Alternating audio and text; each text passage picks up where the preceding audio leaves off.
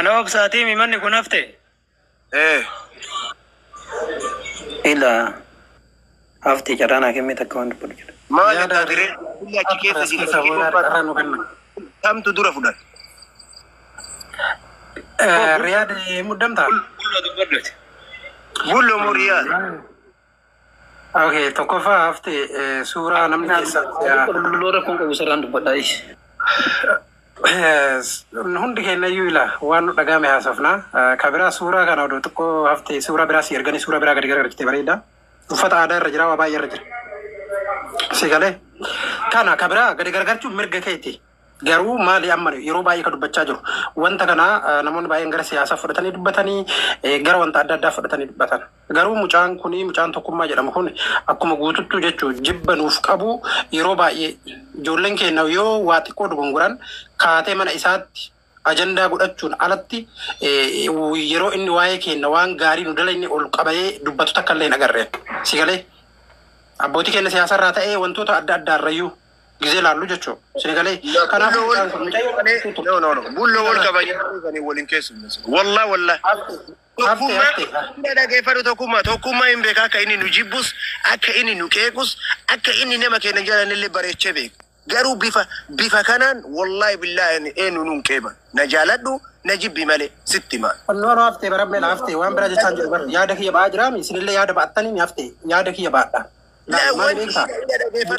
Waa'ee dhimma tokkummaa dhiise ijoolleen teenya waan kana sirrii dalayde sambichaa naa himishi ijoolleen teenya waan kana sirrii dalayde. Ila haftee asirratti waa'ee dhimma sirrii dalaguu fi dalaguu miti bar haftee mucayyoon dhuftee dubbattee jirti bar.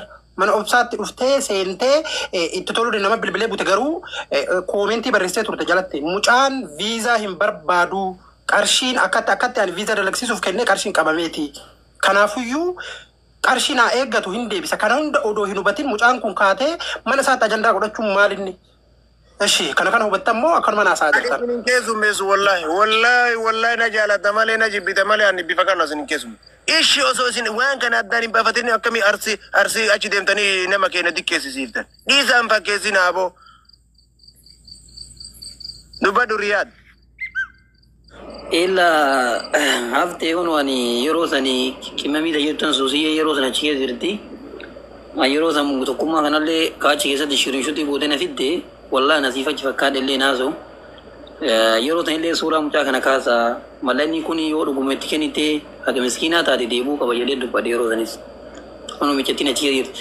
Namoonni tokko beektaa yoo waa'ee dhugaa dubbatte namni isin jaalatu beektaa deeggaraa yookaan fakkeessitu yookaan faartee bulaa yoo taate bulta miidiyaa kana gubbarratti.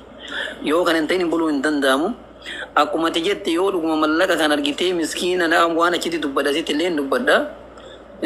Miskiina irraa fuutee nama irraa fakkeenya fati dalaala obboleessa kiyya tokko naafi daftee isin jedhee mallaqa sayyoo karaa malee naar kaamiliisite xiqqoo hin ulfaata.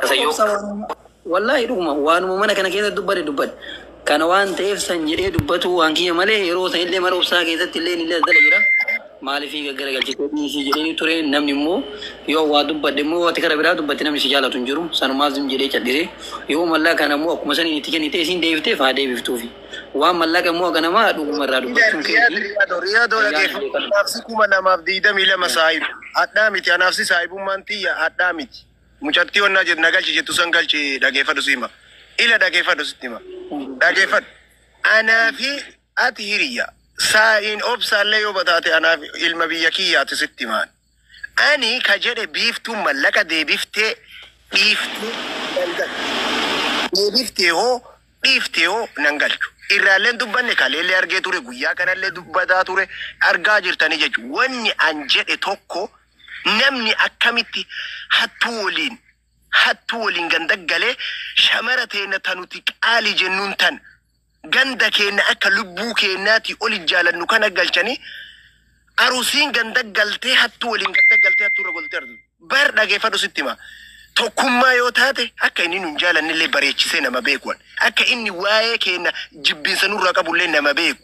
Ani hafteen dhageeffadhu sitti hima. Namni akkamitti hattuu waliin gandag Suufiyaan osoo argaara Suufiyaan oroo galchi suusu dhageeffadhu sitti hima. Hattuu waliin gandaggalee shamarateen gandageen arusiin ani arsiidha garuu gaafa arusii jedhan na dhukkuba keessiki.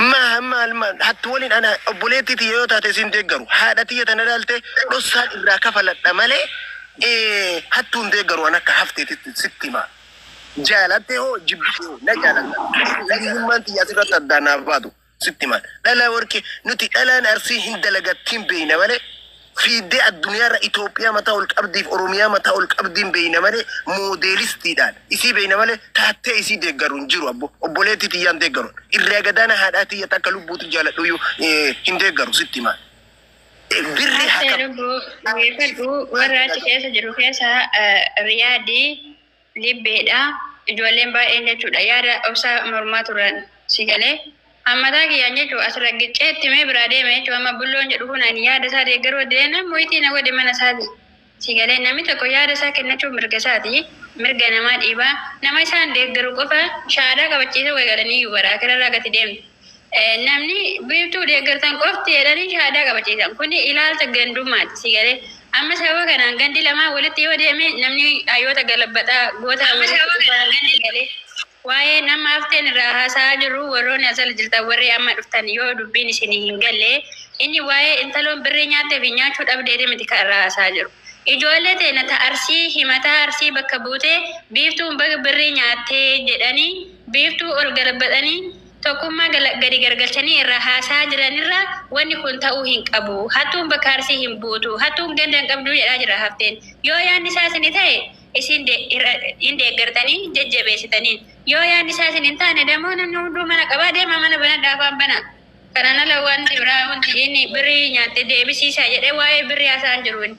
Ijoolleen ta'e ta arsii keessaa bakka buutanii tokkummaa galabbatan gochi kun dhaabachuu qabaadha. Alaqa kanarratti yoo yaada qabata yaada keessan kennadha.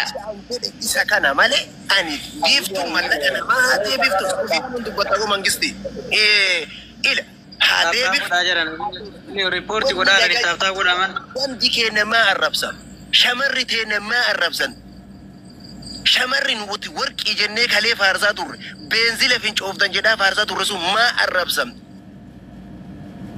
Kanatu nu gube malee dhimma biiftuu mallaqaa irraan qabuun tokkummaa yookaan akka dhuunfaa keessatti ilaalcha siyaasaatiin nama waliin jaalan ilaalcha gandummaa inni nu qabuun nama waliin jaalan garuu bakka inni dhugaa dubbatutti maadi tokkummaan biiftuu bichaa irraa miidiyaa fide ijoollee jimmaa irraa torbee lama dubbataa ture bara torbee lama guutuu ijoolleen jimmaa hattuu san waliin ganda galtee hattuu nu baasa jettee ijoolleen jimmaa tokkummaa maan galabbatin nuti hattuu waliin ganda arsummaa ta'e na kabachiifna jedhan.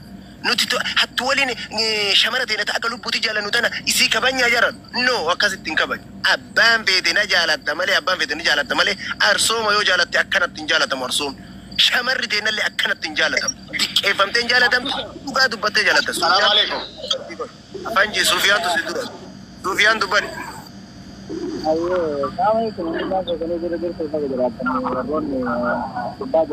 Sagaleen kee jiru habibi sagaleen kee jiru. Injiru sagaleen kee. Jarana taartaan godhamee riippoortii godhaara ni arame sheer kompiiliingii godha walaa riippoortiin jala kana jiise. Hafta injiru amma sagaleen kee.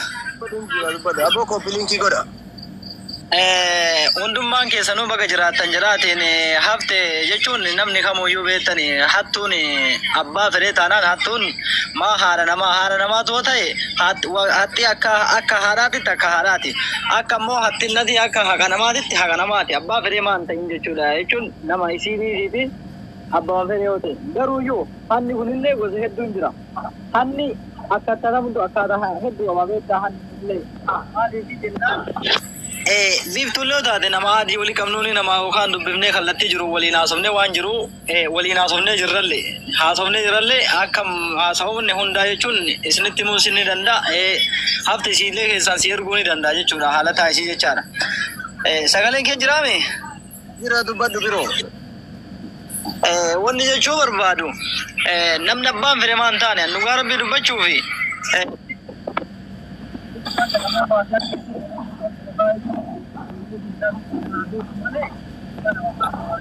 Makan isaan jiru bo. Sagaleen kee jiru abboo ijoollee dhugaatiin bu'aan biraa haasa'an. Jawaayee dhimma biiftuu. Miidiyaa keessaa taasisu dubartii makiinaa keessatti dhungattu buleessu maal taate? Abdii dubbadhu abdii fanji. Kompiiliingii godha aboo kompiiliingii godha.